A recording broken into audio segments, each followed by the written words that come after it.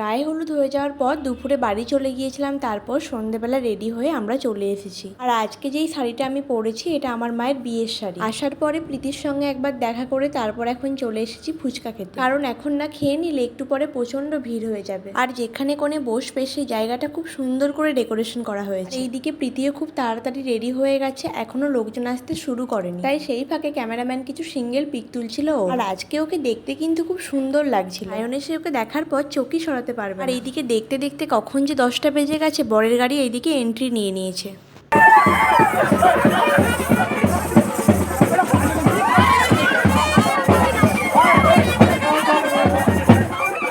এখন হচ্ছে বরকে বরণ করা হচ্ছে। প্রীতির মা এখন মিষ্টি জল খাওয়াতে গেছে। বরের সাথে সাথে আমার বাকি সব বন্ধুরাও চলে এসেছে। যেহেতু প্রীতি সায়ন দুজনেই আমাদের ফ্রেন্ড, তাই দুপক্ষ আমরা ভাগ হয়ে গিয়েছিলাম। আমরা সব মেয়েগুলো ছিলাম সকাল থেকে প্রীতির বাড়িতে, আর ছেলেগুলো ছিল সায়নের বাড়িতে। বরের সাথে সাথে ওরাও সবাই চলে এসেছে। এখন আমরা সবাই একসাথে হয়ে গেছি। বর এন্ট্রি করার পর তার সব বন্ধুরা তাকে এখন একটু টাচ আপ করে দিচ্ছে। আর আজকে বর বেশে প্রীতির সাথে সাথে কিন্তু সায়নকেও খুব সুন্দর লাগে। তো সায়নকে এখন আশীর্বাদের জন্য নিয়ে যাওয়া হবে, তাই সেই ফাঁকে আমরা এখন চলে এসেছি খাওয়া দাওয়া করতে। কারণ এখন না খেয়ে নিলে পরে আর সময় পাবো না খেতে। এমনিতে এখন 11টা বেজে গেছে। খেয়ে এসে দেখি এখানে অলরেডি বিয়ে শুরু হয়ে গেছে, এখন চলছে শুভদৃষ্টি। আজকে ওদের স্কুল লাইফের প্রেম পূর্ণতা পাচ্ছে। ওরা যেরকম খুশি সেই সাথে সাথে আমরাও সবাই খুব খুশি হয়েছি। স্কুল লাইফ থেকে বিয়ে পর্যন্ত আনার জার্নিটা কিন্তু খুব একটা সহজ ছিল না ওদের কাছে। ফাইনালি ওদের প্রেমটা আজকে সাকসেসফুল হয়েই গেল। এইদিকে সিঁদুরদান হয়ে গেছে, বিয়ে এখন শেষের পথে বলতে গেলে। বিয়ে শেষ হতে 3টে বেজে গেছে। তারপর ওরা এখন খাওয়া দাওয়া করছে, সবাই বাড়ি চলে গেছে। আমি আর শম্ভু রয়ে গেছি ওদেরকে গার্ড দেওয়ার জন্য।